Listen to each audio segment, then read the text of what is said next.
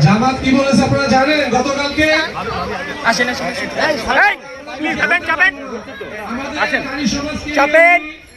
সবচেয়ে জঘন্য একটা মন্তব্য করেছেন। আপনারা ইউটিউব, ফেসবুক, হোয়াটসঅ্যাপে সময় দেখবেন, রিলসে দেখবেন, উনি সবচেয়ে নারীদেরকে নিয়ে একটা বাজে মন্তব্য করেছে, যেটা আমার ভাষা আমরা করতে পারবো না। বাংলাদেশে সবচেয়ে বড় শক্তি কি? আমাদের নারী সমাজ।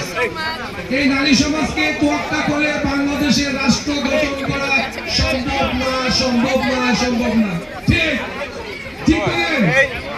তাহলে তাদের থেকে সবাই সাবধান। 500 টাকা আমরা বিক্রি হবো না ছাগলের মতন।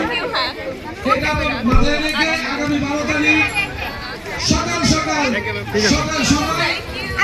শিশু ইনশাআল্লাহ। কি বলেন? ভোট দেব কিসে?